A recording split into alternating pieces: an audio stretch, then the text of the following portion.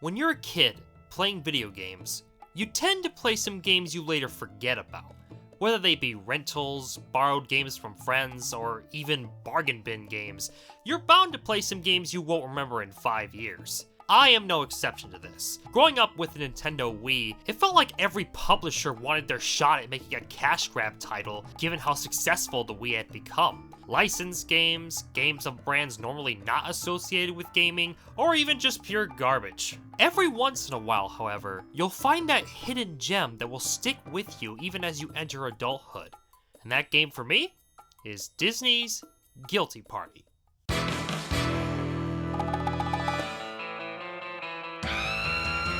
Disney's Guilty Party is one of my favorite games on the Wii, and I am not exaggerating when I say that. This is one of the best casual party games on the system, which had far too many crappy ones. And yet, you don't hear people talk about it that much. My only guess is that it got put into the same category as all the other terrible party games on the system. And that's a damn shame. I'd argue this is one of Disney's best video games, which might not be saying much, but I will die on that hill. That will take some strong evidence to support, yes. So allow me to put on my detective suit and make my case. I'm Aaron the Wolf, and this is the mystery of Disney's Guilty Party. So before we talk about the game itself, let's investigate the people behind it. There is not a lot of information on the internet about this game. Hell, the Wikipedia page for this game is one of the shortest I've ever seen, and that simply won't do. I needed to find some actual information on who made it, how, and why. I started by simply searching for Disney's Guilty Party on YouTube. At first, it was just gameplay videos, let's plays, and cutscene compilations, but after a bit, I came across this producer video for the game. In it, I learned who the directors were: John Krussel as the production director, and Patrick Curry as the game director. Not much else happens in the video. Patrick Curry just talks about what the game is, and how the use of the Wii Remote comes into play.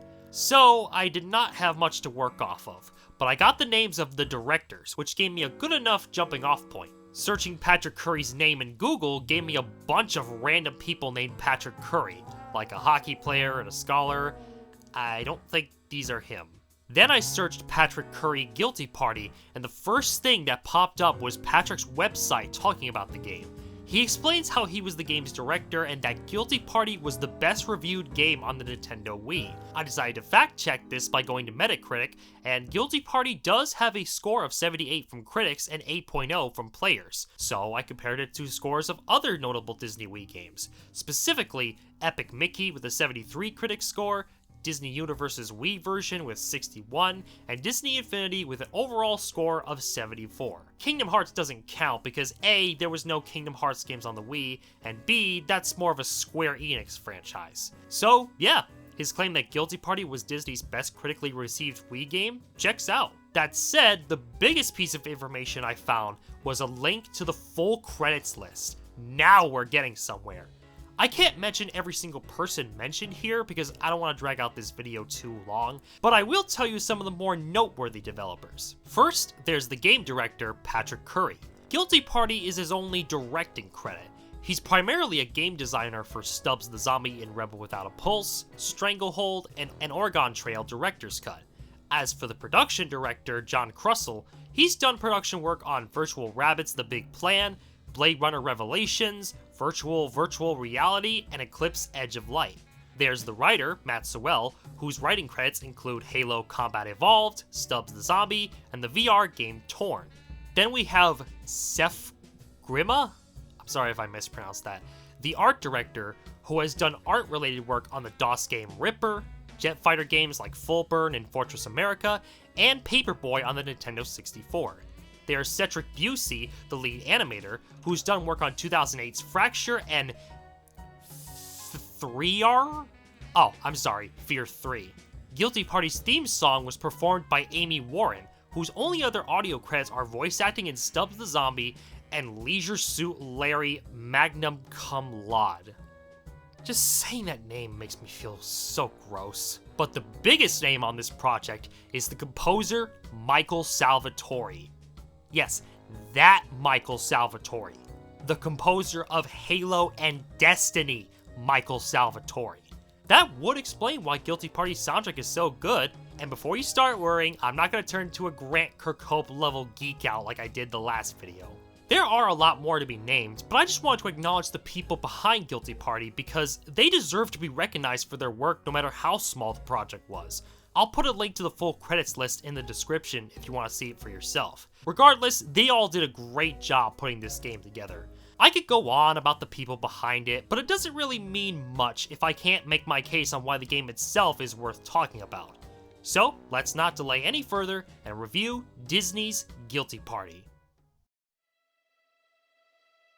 Guilty Party follows the Dickens Detective Agency, led by the Commodore Dorian Dickens. The Commodore is retiring soon, so he needs to give the reins of the detective agency to one of his family members, whom you play as in the game.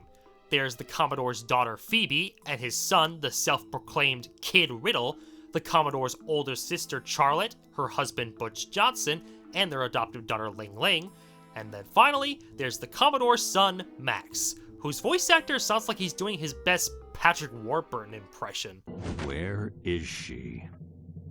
Where is my mommy? Oh, and of course, can't forget to mention the Commodore's wife Olivia. However, the decision of succession will have to wait, as Dorian has received a letter from his arch-nemesis, Mr. Valentine, the Shakespeare of Crime.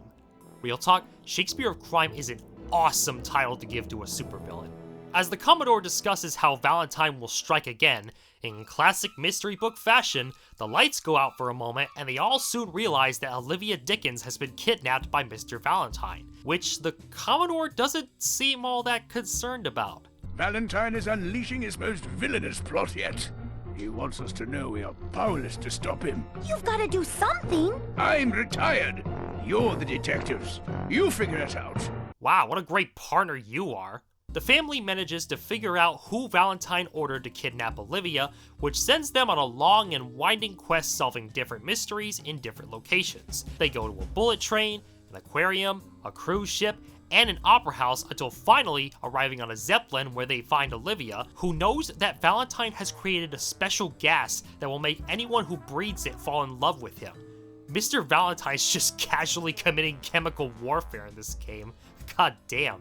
Now, I don't want to give away the big twist at the end yet, because I feel like half the enjoyment of how absurd the ending gets comes from finding out yourself. Regardless, while some people may see all the cases the family go through as just a wild goose chase, I personally don't mind it. It allows us to have more interactions with the family, as well as some of the weird suspects you meet along the way. We're tracking a missing person. And a criminal mastermind. And a missing manatee. Well, let me put your minds at ease. We have absolutely none of that on board. This ship is about fun, relaxation, and good old-fashioned nautical hijinks. Do you have a ballroom? No. A rock climbing wall? No. Pilates studio? No. Is there anything else you don't have? Funny you should ask. The anchor seems to have disappeared. Couldn't stop the ship if I tried. Oh, is that all? Steering wheel's gone too. How you steering the ship? I'm not. How can you prevent it from running aground? I can't. Doesn't that bother you? Bother me? I'm on a cruise. Well, that's reassuring. While I'm on this subject, the animation is incredibly well done here. Considering that Disney doesn't usually give their video games much budget, and that Wide Load Games was a smaller company, the animation is impressive with the resources they had. Each of the characters shows their personality through their body language and facial expressions. Max couldn't care less about anything that's going on, Kid Riddle is overly eccentric, but still shows a sense of childhood innocence, and Charlotte is kind-hearted, but is also willing to throw hands if need be. I wouldn't say it's Pixar level good, but it conveys the tone of a Saturday morning cartoon quite well. A big reason for that is the voice actors. I can't find much confirmation on who played who online, but for those who have been confirmed, Tim Dadabo plays the Commodore, Kid Riddle, and one of the suspects, Schmoot the gardener. Donna J. Folks plays Phoebe Dickens, and the theme song vocalist Amy Warren plays the nurse, the singer, and the columnist. They all bring a bunch of personality to their roles, same with the rest of the cast. The music, composed by Michael Salvatori, is also excellent in this game. Not only does it give off the vibes of an early 2000s mystery cartoon, but it also dynamically changes mood based on what is happening during your session. To demonstrate this, let me play the music of the Dickens Manor from normal to tense to more tense.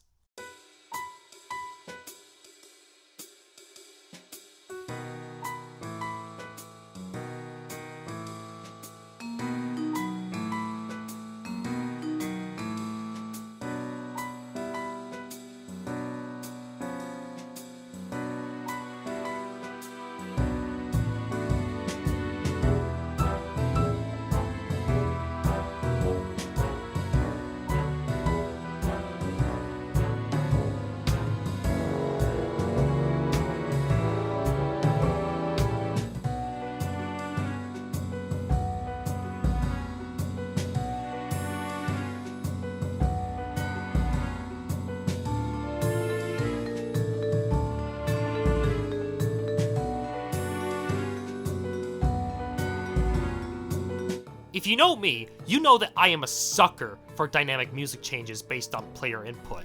It's part of the reason why I love video game music. It allows a game to feel all the more interactive. This type of composition is present throughout the entire game, and it makes for an absolutely engaging experience the whole way through. But what about the actual gameplay mechanics itself? How exactly does this game take the concept of a mystery party game and make it both fun and accessible for regular gamers and non-players?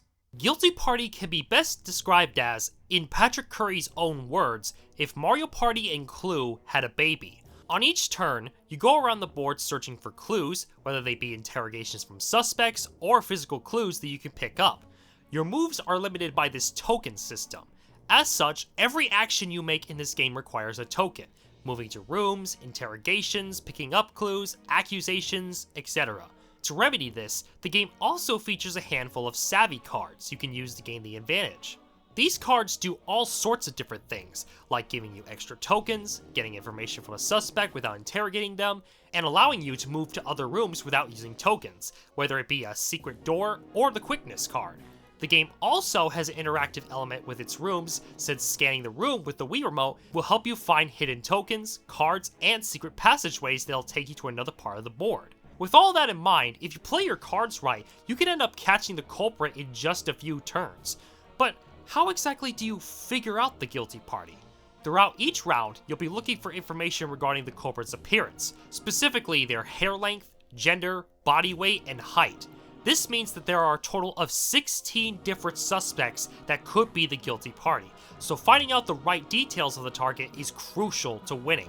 At first, the clues are pretty obvious, like a short hair found in a golfing cap or a book being kept on a low shelf. As the game progresses, however, the clues start to get way more subtle. Details about the culprit start being implied rather than said. It eventually gets to where you have to find the culprit not by their appearance, but by who isn't the guilty party. No joke, even though I have played through the story mode multiple times and knew who all the guilty parties were, it was surprisingly hard to get all the evidence I needed to convict them. But you can't just get those clues willy-nilly, you gotta earn them by playing through different minigames. Minigames in party games are very easy to screw up. The worst party games have minigames with long loading screens, convoluted control schemes, unclear objectives, or they're just simply not fun at all. Fortunately, Guilty Party doesn't have this problem. The load times are quick, the controls and objectives are made perfectly clear, and they can be fun, albeit repetitive, to play. And unlike some other party games, there's a reason you want to improve at these minigames. If you lose, it requires another token to try again, so it's in your best interest to learn these minigames. These range from bribing a suspect, intimidation, hypnotizing, making eye contact, or literally refreshing their memory. The easy to pick up and play design was part of the reason Patrick Curry wanted this game to be made. In an interview with Engadget.com, he explained, one of the big motivating factors in creating Guilty Party was that we wanted to have a game we could play with our families. Not just show our families, but actually play with them. Stubbs wasn't really a game I could show my grandma, whereas Guilty Party is a game that I can and actually have played with my grandma. Even though she's not working the Wii Remote, she's there participating with us, reading clues, hypothesizing about who did it, and that's wildly rewarding, both for us and personally for me. I can attest to that. I played this game a lot with family members, friends, and others who haven't played video games that much. You know, as much as we appreciate richly layered and complexly controlled games these days, I feel like we should also be praising the games that are simple on the surface, but are incredibly well designed, making it so that anyone can pick it up and play it. It's design philosophies like this that made me love games like Wii Sports. Making games that are not just fun, but able to be played by anybody regardless of gaming ability, is what the Nintendo Wii was all about. Aside from that, there's one last thing to mention. Mr. Valentine. Every other turn, Valentine will attempt to sabotage your operation by locking doors, turning off lights, taking your tokens and cards, and affecting the suspects, making them unable to be interrogated. But he won't just stop there. When you find half of all the clues, a Mr. Valentine minigame will commence, where he unleashes his ultimate plan to stop you. And if you thought Xanatos from Gargoyles had some convoluted plans, check this out. This can range from disabling the lights altogether, releasing snakes into the train cargo, breaking a fish tank and flooding you, causing a cruise ship to crash to an iceberg, committing arson, and chemical warfare as mentioned before. Damn, Shakespeare of crime indeed. And that's all in just the single-player campaign. There is also the multiplayer mode, where it's the same as the regular game, but with some different modes for playing with other people. You can all team up and solve the mystery together, or you can fight for clues and be the first person to solve it. In the competitive mode, each player after their turn can choose a card to spring on the other player as Mr. Valentine. One criticism I do have with this system is that I wish you didn't see the cards before using them, since me and my friend would always choose the worst ones to use on one another. This can cause the game to go a bit longer than usual. Maybe that was the intent, but I would have preferred something closer to chance time from Mario Party. But I digress. When you put it all together, Guilty Party does make for an entertaining time with friends and family. I'd even go as far as to say it's one of my favorite games on the system. Sure, it's not deep or has any real lesson to be learned, but if you just want a fun time with the family, might I recommend giving this game a shot? Assuming you still have a Wii anyway. Whoa, Wii? No. There's no Wii. Well, fine then, Mike. I didn't like you anyway. So I do want to talk about the final reveal, but I don't want to spoil it for those who might be interested in playing it themselves. So skip to this timestamp if you so desire. The Dickens family managed to find out who Valentine hired to create his love gas before being booted off the blimp before it explodes. Well, everyone on that blimp is dead. With all the golden clues the family has found throughout the game, they conclude that Dorian Dickens, the Commodore, is in fact Valentine. Upon arriving at the manor, however, the accusation is immediately shot down by the Commodore. The game commences one final investigation into the identity of Mr. Valentine, and what they find is that Mr. Valentine is in fact Dickens. No, not that Dickens. Olivia Dickens. So, why did Olivia become the greatest criminal in the world? Because her family wouldn't pay attention to her. So she decided to become part of their lives as their greatest adversary, Mr. Valentine. Rather than either divorcing her husband or going to marriage counseling on why this kind of relationship doesn't work, which they could absolutely afford, she decided to become a terrorist instead. You fucking crazy, man. You sound insane. Do you realize that? But hey, it's fine. Since today was the two's wedding anniversary, Olivia just assumed that Dorian had forgotten, but he actually didn't forget, as he hired the three manatee tenors as a surprise for his wife. The family and the Commodore's employees all dance to the music of the three manatees, and all is forgiven. Except no it isn't! This woman is a fucking terrorist! She has committed hundreds of crimes, and you're just gonna be like, lol, it's fine. No, it fucking isn't! Wait a minute. What did the Commodore say earlier? If you really think you can unmask Mr. Valentine, you'll need to build a full case. And you better do it quickly, because the police are on their way. Oh, fuck.